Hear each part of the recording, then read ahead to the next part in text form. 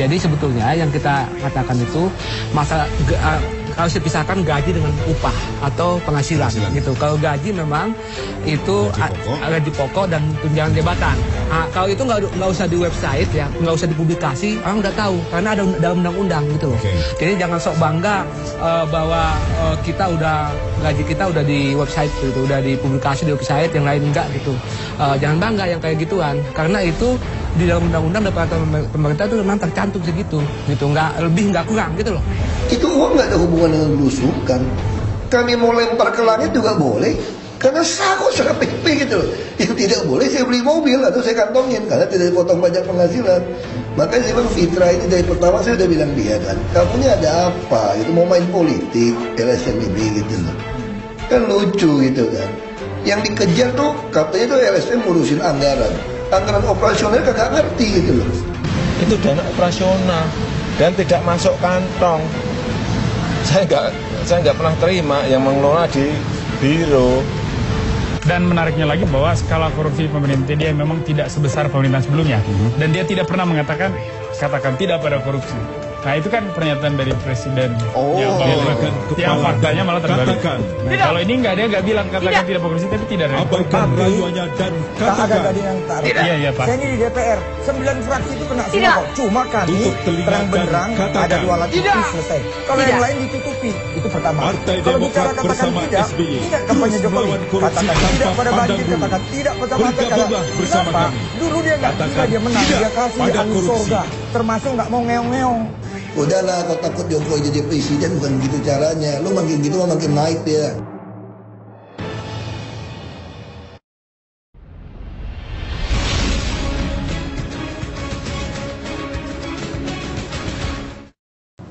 Gubernur dan Wakil Gubernur DKI Jakarta Joko Widodo Basuki Cahayapurnama membantah tuduhan Fitra yang menyatakan keduanya memiliki pendapatan hingga 1,7 miliar rupiah di luar gaji. Ya, sebelumnya Fitra merilis pendapatan Gubernur dan Wakil Gubernur DKI Jakarta merupakan pendapatan kepala daerah tertinggi di Indonesia. Wakil Gubernur DKI Jakarta Basuki Cahayapurnama atau Ahok kembali menegaskan dirinya tidak memiliki pendapatan hingga miliaran rupiah. Uang yang dituduhkan Fitra sebagai bagian dari pendapatannya merupakan dana operasional Pemprov DKI Jakarta. Dana operasional ini sebesar 0,1% dari pendapatan asli daerah sebesar 26 triliun rupiah. Ahok menambahkan dana operasional ini digunakan untuk kegiatan sosial dan bantuan biaya lainnya berdasarkan dengan azas kepatutan. Ahok juga menuduh ada motif politik di balik tuduhan Fitra ini. 0,1 kali 26 triliun. Kalau dibilang itu untuk pencitraan, untuk belusukan segala macam itu doang. Itu kan lucu juga dia menuduh pencitraan belusukan segala macam ya. Itu uang nggak ada hubungan dengan belusukan. Kami mau lempar ke langit juga boleh, karena sah kok secara PP gitu loh. Yang tidak boleh saya beli mobil atau saya kantongin karena tidak dipotong pajak penghasilan.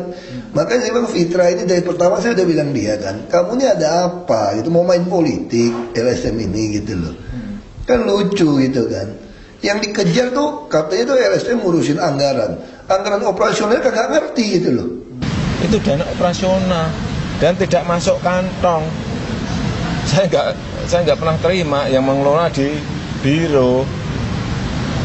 Itu bisa dipakai untuk operasional keamanan. Kalau pas ada sesuatu operasional untuk misalnya pas banjir, pas ada kebakaran.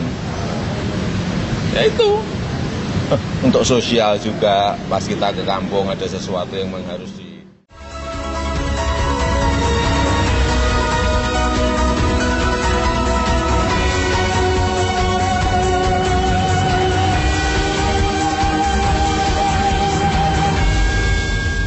Sebagai Ketua Umum Relawan Perjuangan, apa kabar? Ya, selamat malam, Bung Boni Hargens semestinya akan hadir, namun sesaat lagi karena masih dalam perjalanan. Kita tantikan tentunya Bung Boni Hargens. Baik, saya langsung ke Bang Ucok. Semua orang nanyain ke saya, dari mana datanya itu?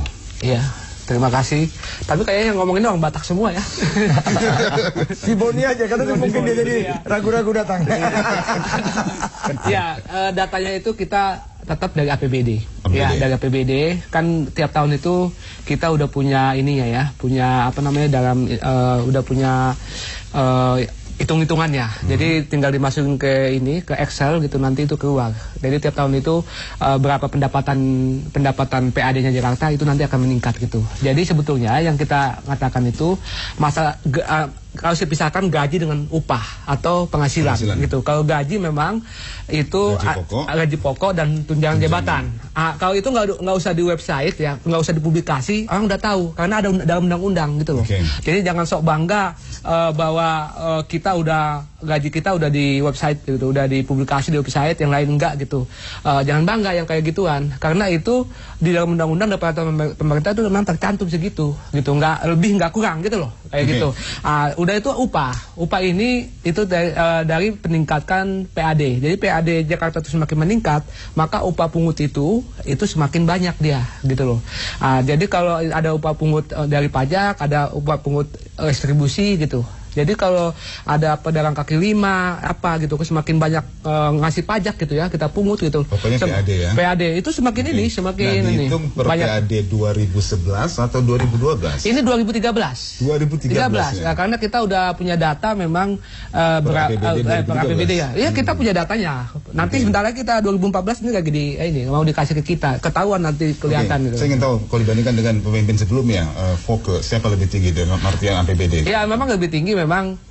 Iya, tapi karena PAD-nya itu, jadi tiap tahun itu PAD meningkat. Jadi besarnya atau tingginya Poke dengan ini memang lebih tinggi di zaman Jokowi Ahok ini karena memang PAD-nya meningkat. Semakin dia meningkat, semakin ini dia, semakin tinggi. Nanti 4 tahun ke depan semakin tinggi lagi. Semakin tinggi lagi, gitu, ya, gitu. Itu namanya upah pungut itu loh. Nah, saya ingin tanyakan dulu sebelum saya pindah ke Bang Masinton, kenapa kok belum pernah dipublikasikan adanya fee atau mungkin bukan fee sebenarnya persenan berapa 0,15 atau 0,15% dari PAD? Iya betul. Jadi tunjangan personal itu maksimal itu 0,15% dari PAD gitu atau 26,6 itu 26,6 triliun itu kan kemarin itu gitu PAD-nya itu gitu. Nah itu dia dapat di situ 40 M lah kira-kira di situ 40 miliaran dalam setahun dia dapat. Berarti itu saya baca di Twitter, berarti penghasilan seorang Jokowi itu bisa 100 kali melebihi dari wali kota dan 10 kali melebihi presiden SBY sendiri. Apa betul seperti itu? Iya, bisa kayak gitu. Karena memang Jakarta itu kan upahnya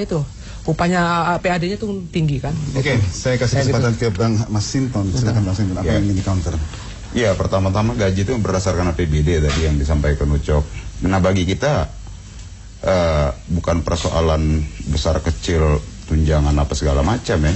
Baik gaji tunjangan yang diterima oleh seorang kepala daerah itu berapa. Kalau dia memang bekerja, anggaran itu digunakan untuk rakyat dan bisa dipertanggungjawabkan, transparan, terbuka, ya monggo. Toh gaji umpama, kalau kita memperbandingkan gaji direktur BUMN itu sangat besar. Direksi-direksi BUMN itu per tahun bisa sampai mencapai 60 miliar. Tunjangan apa segala macam. Nah, gaji kepala daerah untuk di Jakarta saya rasa karena ini ngurusin rakyat ya. Pantas-pantas saja. Ngurusin rakyat. Sepanjang itu dilakukan untuk mendukung kerja-kerja seorang pemimpin, pejabat, dia dan kemudian bisa dipertanggungjawabkan, bagi kita wajar. Ketimbang begini, kita mending transparan, dibuka gaji maupun tunjangan pejabat negara itu, baik di pusat maupun daerah, dibuka besarannya berapa, pendapatannya berapa, kemudian dipertanggungjawabkan. Itu jauh lebih fair ketimbang dibikin kayak selama ini gaji presiden sekian, gaji gubernur sekian. Uang ininya lebih banyak, uang korupnya lebih besar. Gaji menteri sekian, gaji DPR sekian, gaji pokok sekian, tunjangannya.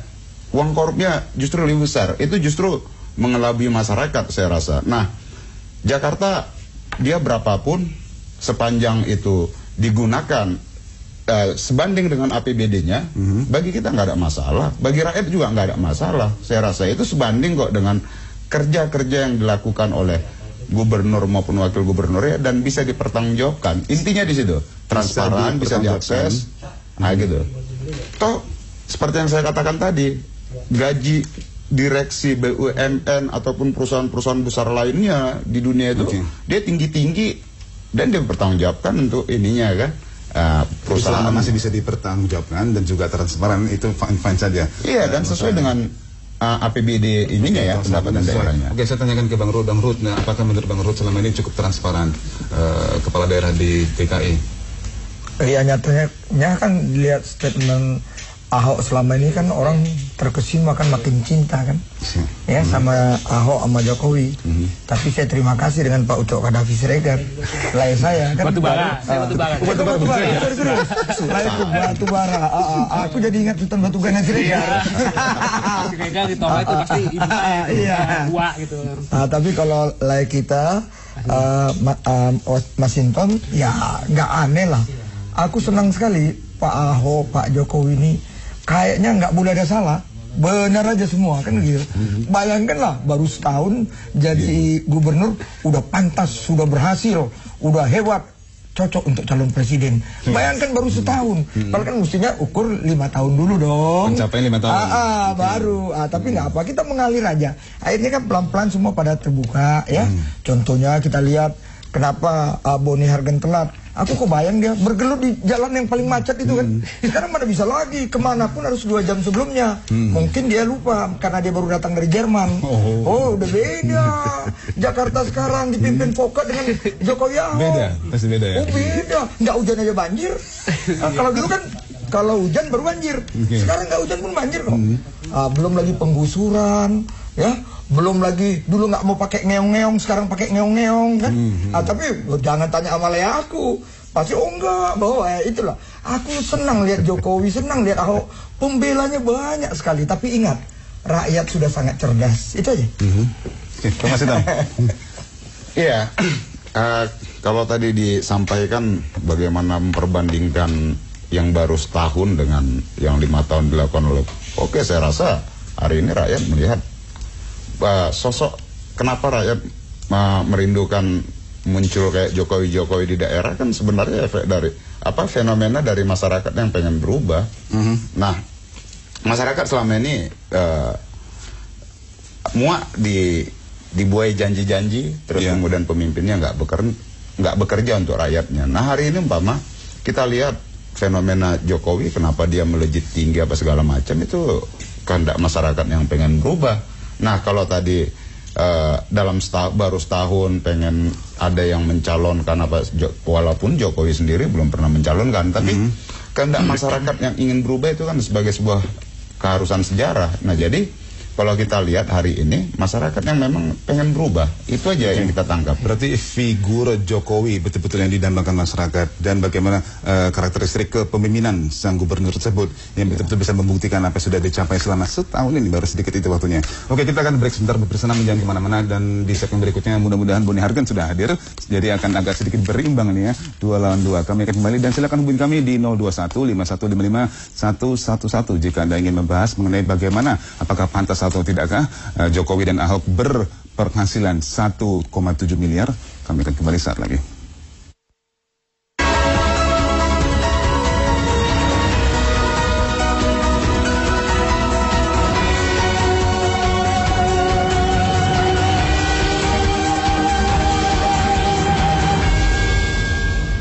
Ya, pemirsa, pantaskah Jokowi dan Ahok menerima penghasilan 1,7 miliar lebih? Kita dengarkan sekarang bagaimana argumen dari Bang Ucok dari Fitra. Bang Ucok.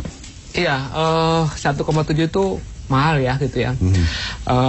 Tapi memang saya mengutip, saya mulai dari Pak Masinton tadi, dia bilang Jokowi ini sosok yang didambakan masyarakat.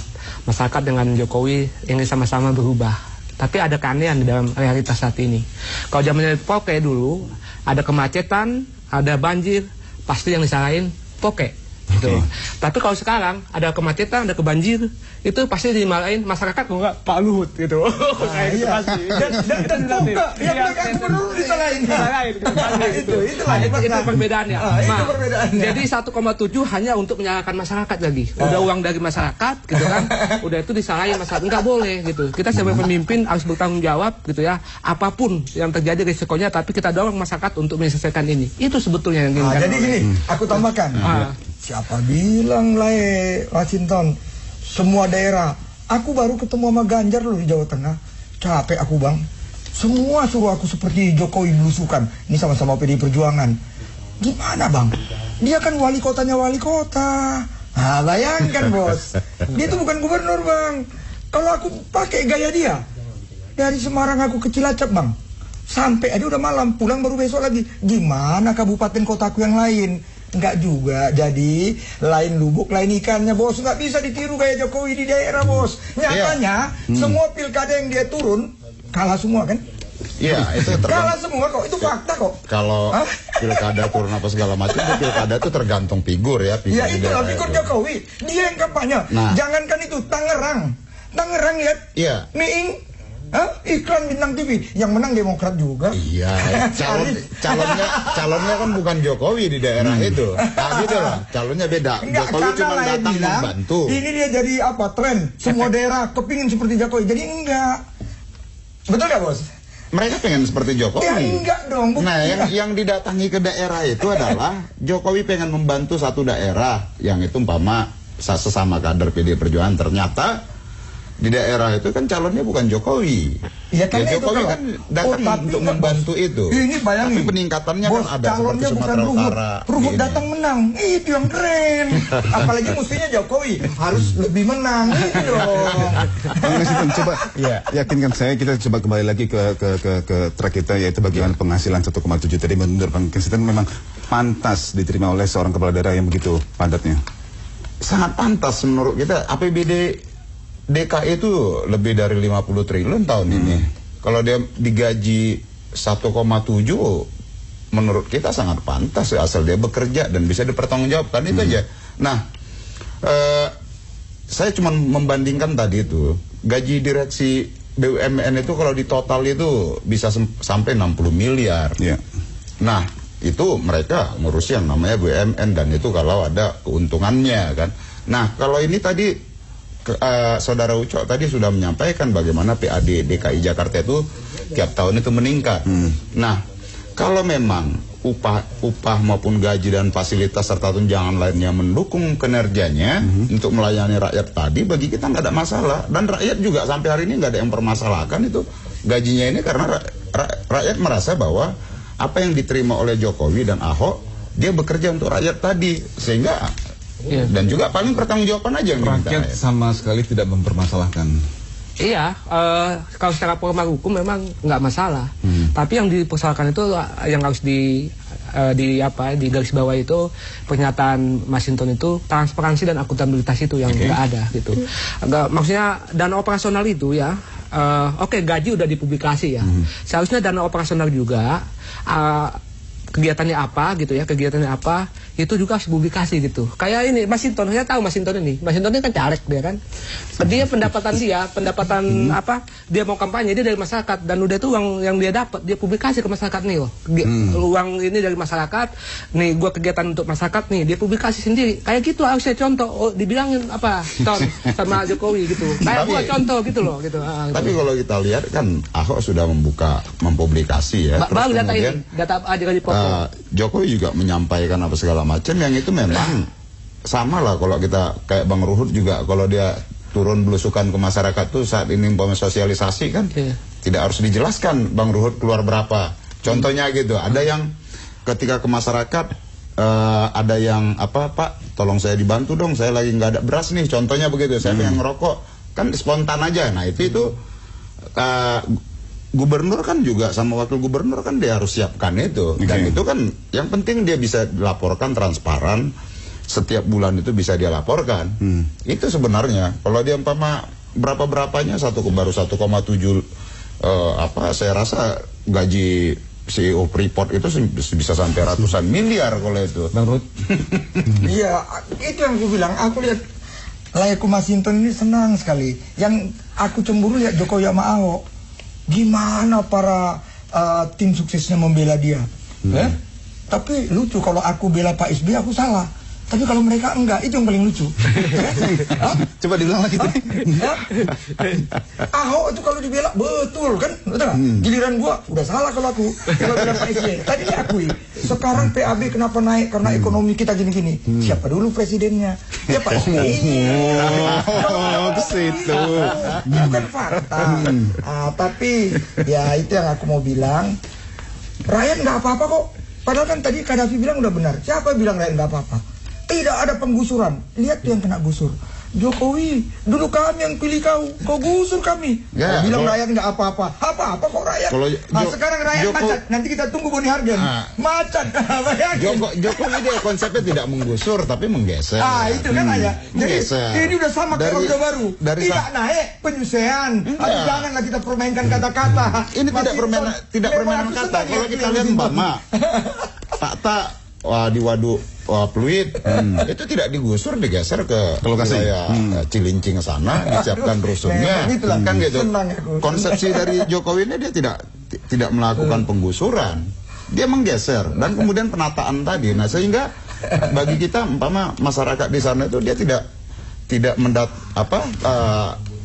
kebijakan Jokowi Ahok itu dia tidak mendatangkan resistensi yang tinggi karena dimulai melalui proses dialog, masyarakatnya diajak ngomong, tidak melakukan pendekatan kekuasaan.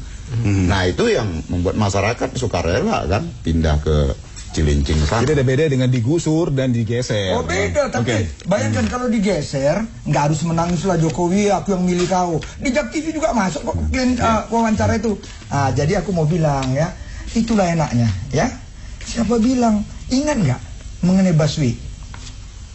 Denda 1 juta.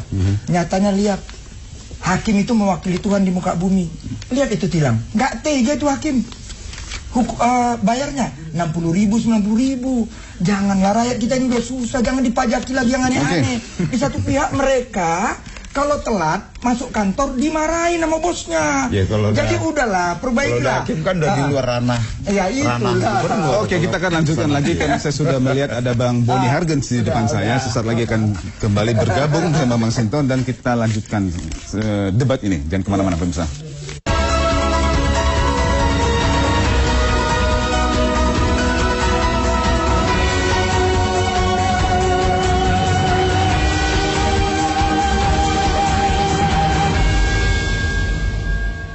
Bingung gitu loh, kok khusus anggaran dia nggak ngerti gitu ya. Dulu kan saya udah bilang, dia bisa tahu ada anggaran itu dari siapa. Dia bilang dia temuan gitu kan. Ini temuan nenek lo, gue bilang. Kita yang buka baru lo tahu gitu loh. Itu kan temuan, gue yang buka gitu kan. Terus dia bilang di antara semua Pemda DKI yang paling tidak transparan. Makanya saya bilang buta apa dia gitu loh. Justru DKI yang jadi model yang paling transparan. Dan gue bilang aja, lu tuh kampungan bego banget gitu, gue bilang. Nggak ngerti LSM pencitraan seperti itu, gue bilang gitu. Gue kan bilang kayak gitu sama lu gitu loh. Masa lu LSM ngurusin APBD dia lu gak ngerti? Kan, ya bingung gue gitu loh. Kalau kamu ngerti ya oke. Kalau ngerti kalau dia mau dibilang bego, kamu ngerti, berarti kamu mau main politik gitu loh. Udahlah, kau takut Jokowi jadi presiden, bukan begitu caranya. Lu makin gitu makin naik dia. Oke, itu tanggapan Ahok tadi, Basuki Cahayapurnama mengenai sang Ucok Fitra. Oke, saya akan ke situ nanti, tapi kita sambut dulu ada Bang Boni Hargen. Halo, selamat malam Bang. Ditunggu juga, akhirnya muncul juga akhirnya. Nah, apakah macet di jalan atau apa? Bukan karena macet, ini soal manajemen waktu karena terlalu banyak acara. Kalau waktu itu kan Bang Ruhut nggak datang karena alasnya macet. Padahal Bang Ruhut kan selalu terlambat gitu loh. Di TV-an saya nggak pernah terlambat. Anak tentara itu nggak pernah terlambat. Disiplin, saya ini anak tentara bos, nggak pernah terlambat. Tapi saya kebetulan bersamaan TV-an dan Jak TV. Kebetulan jamnya duluan di Jak TV, gitu bos. Tapi kalau kau bilang Jakarta nggak macet, nonton orang Jakarta. Kata Boni Hargen, Jakarta lancar. Bukan karena nggak macet saya bilang. Acara saya banyak hari ini, jadi memang agak. Jadi saya harus menyenangkan semua. Saya kan belajar dari SBY Pak. Jadi harus menyenangkan semua. Kalau bicara acara padat mungkin tak ada setengah acara kau dari aku, tapi tetap tepat waktu sampai. Bapak kan digaji negara. Alah, siapa bilang? Kayak kan DPR Bang. Ya bukan, kalau kita mau ke kampus kemana siapa yang gaji? Kocek sendiri. Tapi kadang-kadang kau pengamat tahunnya digaji luar negeri. Kasihan kau dua republik ini, janganlah. Oke Bang Boni, kita tadi membahas bagaimana gaji atau penghasilan total dari seorang kepala daerah di DKI dan wakilnya yang mencapai 1,7 M. Itu terhitung dari 0,15% dari PAD. Ya, hitungan kita. Dasarnya di mana? Coba kita tanya dulu kawan kita. Langsung aja. Iya, dasarnya itu memang dari undang-undang. Itu undang-undang gitu. Karena PAD semakin tinggi, maka upah upah itu semakin tinggi gitu. Saya baca naik, Kompas gitu. Satu tahun pemerintahan Jokowi Ahok, pemerintahan Jakarta yang paling rendah pengeluaran dana operasional itu masa Jokowi untuk paling rendah. Penyerapan dananya itu saya kira 1/6 atau 1/7 dari total penyerapan dana dari pengalaman gubernur-gubernur sebelumnya untuk 1 tahun pertama. Dan itu kelihatan memang ada pengetatan yang luar biasa, memperlihatkan memang ada pendisiplinan mata anggaran dan segala macam. Dan saya kira ini daerah contoh. Maka kalau hari ini tiba-tiba dinyatakan ada masalah penggajian yang buruk, saya nggak tahu ini fitnah atau ini fitrah yang memang.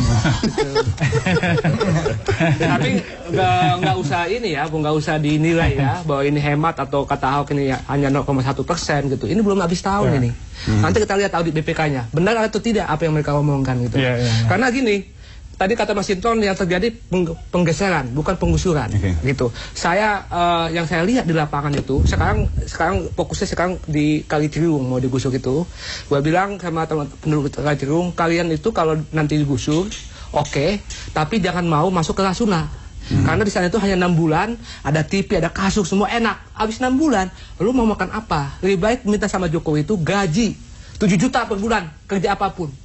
Kalau lu dapat 7 juta sebulan, kamu udah dapat Rasuna itu. Gituin sama penduduk. Oh kayak gitu ya. Karena ini hanya permainan apa namanya? Menghindari pantauan dari Komnas HAM.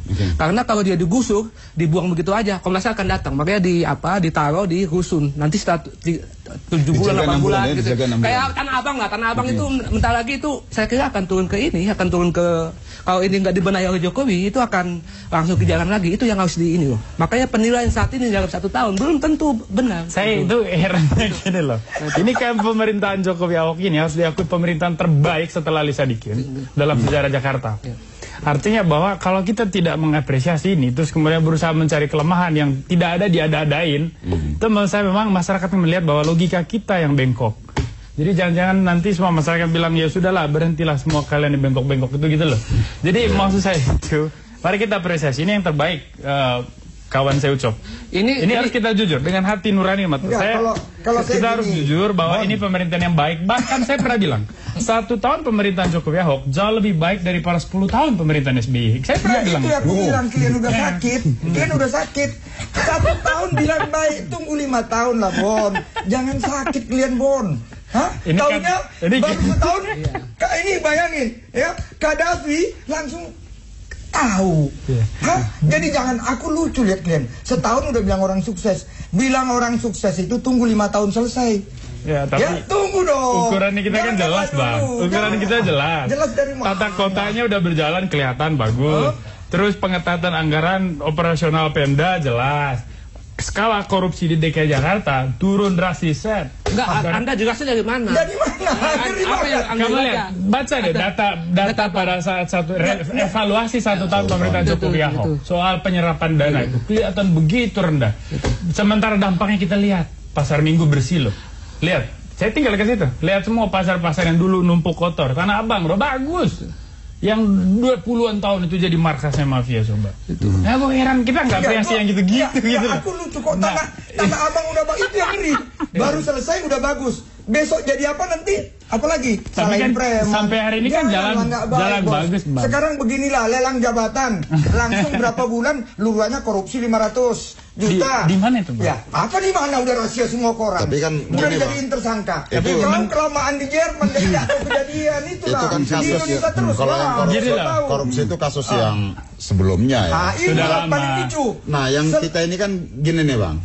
Kita mau nggak mau memang kita berhadapan dengan satu tembok besar yang namanya itu birokrasi yang juga sulit untuk diajak berubah. Nah, ada upaya-upaya yang dilakukan oleh inovasi ya dalam pemerintahan itu yang dilakukan oleh Jokowi. Baik itu sistem rekrutmen untuk lurah, dia bikin sistem lelang.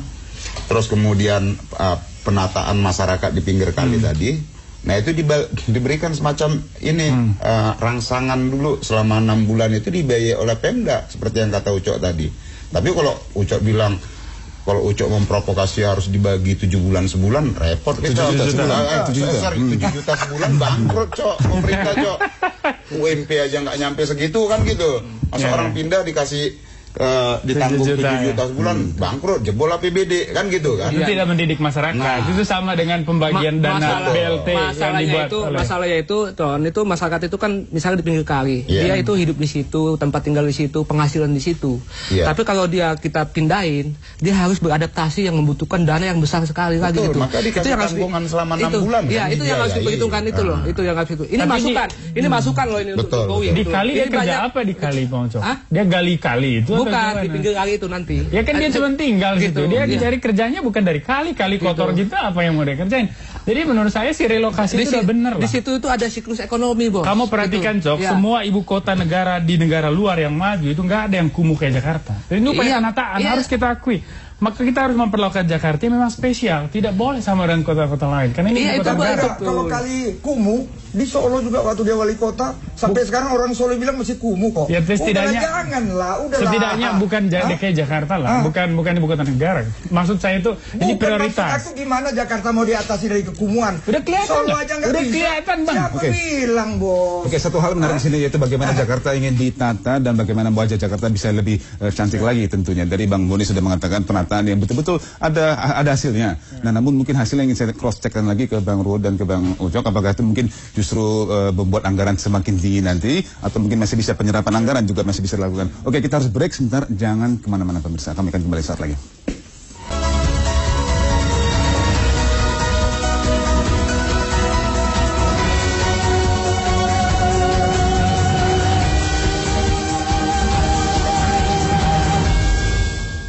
Ya, pemirsa, di segmen terakhir kita melihat bagaimanakah pantaskah seorang Jokowi dan Ahok berpenghasilan 1,7 miliar. Tadi sudah ada debat cukup sengit tadi antara kedua belah pihak. Dan saya akan tanyakan lagi sekarang di segmen terakhir nih, Bang Boni. Nah, kira-kira bagaimana tadi penataan yang kurang? Saya belum lihat itu besaran gaji mereka resminya. Itu kan menurut Fitra. Jadi, sorry salah sebut. Saya pikir menurut Fitra. Jadi maksud saya bahwa tadi kan Ahok bantah tuh kelihatan, jadi saya nggak terlalu yakin sih, karena memang dalam evaluasi dari berbagai media dan juga lembaga, 1 tahun pemerintahan Jokowi ini paling hemat gitu loh, sederhananya gitu. Dan menariknya lagi bahwa skala korupsi di pemerintah dia memang tidak sebesar pemerintahan sebelumnya, dan dia tidak pernah katakan tidak pada korupsi. Nah itu kan pernyataan dari Presiden yang faktanya malah terbalik.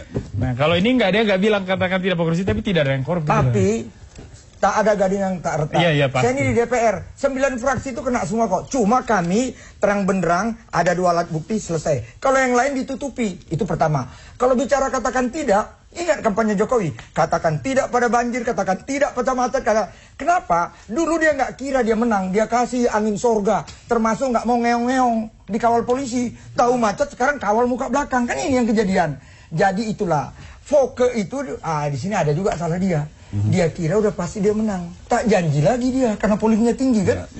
Ini kawan kebanyakan janji, Bos. Akhirnya sekarang pening dia sendiri. Gimana janjinya ini terjawab? Tapi 1 tahun pemerintahan Jokowi, di balik janjinya, kelihatan jauh lebih baik daripada 10 tahun pemerintahan SBY. Dibandingkan janji-janjinya. Bos, 9 tahun, 1 tahun lagi selesai. Apa ekonomi kita, pembangunannya akan bisa lihat di atas 6%. Angka kemiskinan internasional mengakui kemiskinannya berkurang. Ini kan yang nggak senang kayak kayak kau orang dalam negeri, Amerika, Eropa semua internasional mengakui SBY. SBY diberi penghargaan palsu itu soal dukungan kebebasan beragama. Penghargaan palsu. Memang kita tanyakan nasib sekelompok minoritas, kekerasan sipil itu terjadi depan mata SBY loh. Kasus Temenggung dan segala macam. Bos, itu apa? Makna demokrasi dikedepankan harus siap kita. Angka kemiskinan menurut teori Cikeas itu menurun. Faktanya orang miskin banyak. Inilah demokrasi. Angka pengangguran. Boni, kau kebanyakan di Jerman kau, Boni. Nah, Bang, ini Bang, ada orang bilang bahwa statisisme itu satu jenis kejahatan dengan statistik. Dan pemerintahan 10 tahun ini sangat berhasil dalam menciptakan kejahatan itu. Siapa bilang? Itu kan kata kau. Janganlah lakukan assassination. Nyatanya polling dia masih jauh lebih tinggi dari Jokowi yang kau bangga-banggakan itu. Menurut siapa dulu? Harian Kompas. Bantal Harian Kompas itu. Itu menurut Kompas kan? Menurut LSI sebelumnya? Bukan, Bos. LSI atau yang lain lembaga survei. Konsultan politik partai-partai itu. Ada udang di balik bakso. Tapi nggak ada yang jadi konsultan Jokowi. Siapa bilang? Saya harus merangkum acara ini. Itu sebagai informasi pendukung tadi ya. Saya terima masukan sebagai informasi pendukung. Oke, kembali lagi ke Fitrah, Acara kok Fitrah lagi jadi. Iya, Fitrah lagi. Ayo Kadafi ya.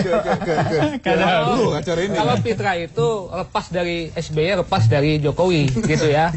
Mau jadi spesial untuk apa kita nggak penting, tapi kita memantau anggaran. Sesuai dengan kata si Bolot, Boni gitu. Boni bukan Bolot, tahu Boni gitu kan. Kita itu selalu melihat itu biasanya kita terus apa ada data di APBD itu gitu. Data itu APBD itu kayak apa ya itu kita keluarkan gitu. Tapi sebetulnya tujuan kita besarnya ini adalah budget APBD atau budget gaji itu udah dipublikasi ya. Tinggal bagaimana mempublikasi kegiatan-kegiatan per item untuk dana operasional itu di website mereka. Berani nggak sih Ahok itu? Jangan banyak ngomong doang gitu. Itu kita tunggu. Berarti nggak transparansi. Ya gini aja, saya janji sama Ucok.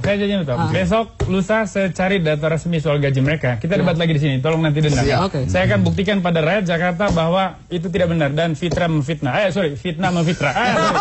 Salah lagi saya. Makanya kan bolot.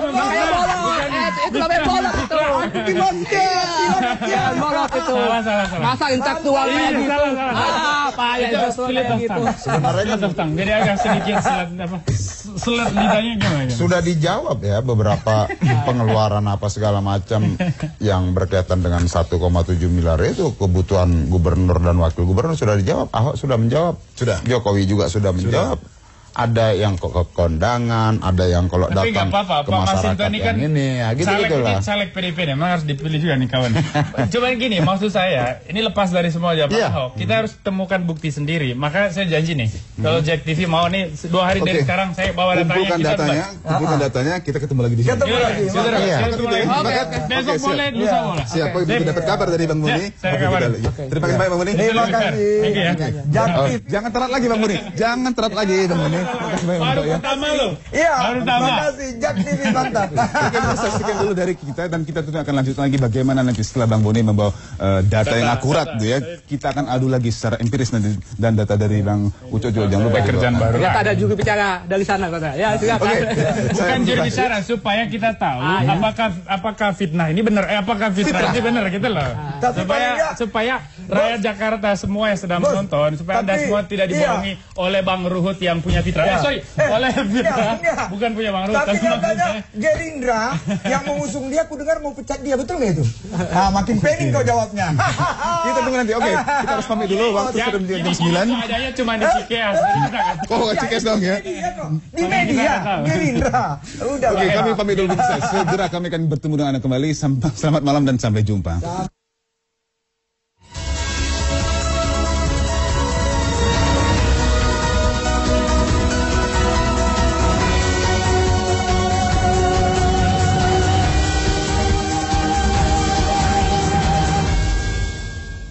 Rabu siang, Jokowi kembali meninjau pengerukan Waduk Rawa Babon Kelapa 2 Wetan, Jakarta Timur. Waduk ini rencananya akan kembali difungsikan sebagai daerah resapan. Gubernur DKI Jakarta Joko Widodo Rabu siang meninjau proyek normalisasi Waduk Rawa Babon Kelapa 2 Wetan, Jakarta Timur. Berbagai infrastruktur pengairan seperti sungai, waduk, tanggul, dan pompa air yang kondisinya rusak selama bertahun-tahun ini menjadi perhatian serius oleh orang nomor 1 di DKI Jakarta. Jokowi kini tengah mengebut pengerukan dan normalisasi waduk di wilayah Jakarta. Walaupun proyek normalisasi sudah dikebut, Jokowi mengakui sulit untuk bisa membendung banjir dalam waktu yang singkat. Menurut Jokowi, Waduk Rawa Babon adalah salah satu waduk yang beruntung karena masih utuh kondisinya, tidak seperti waduk lain yang berada di wilayah Jakarta. Keruk normalisasi, kemudian kanan kirinya bersihkan dari masyarakat, kemudian untuk public space supaya fungsi waduk sebagai tempat tampungan air betul-betul berfungsi benar. Masa waduk 8 meter tinggal 1 meter. Waduk seluas 6 hektar ini akan dikembalikan fungsinya sebagai resapan air. Butuh waktu lama agar waduk-waduk bisa berfungsi kembali.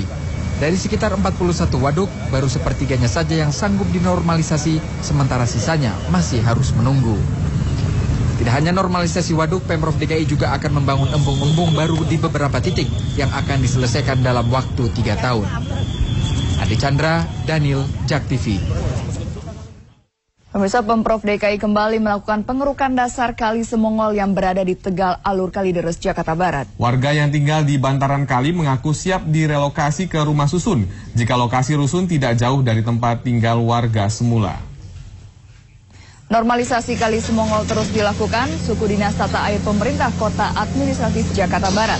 Setelah sebelumnya sempat melakukan penertiban sejumlah bangunan liar dan bersih-bersih saluran air di pemukiman warga, siang tadi petugas mengeruk dasar kali dengan menggunakan alat berat.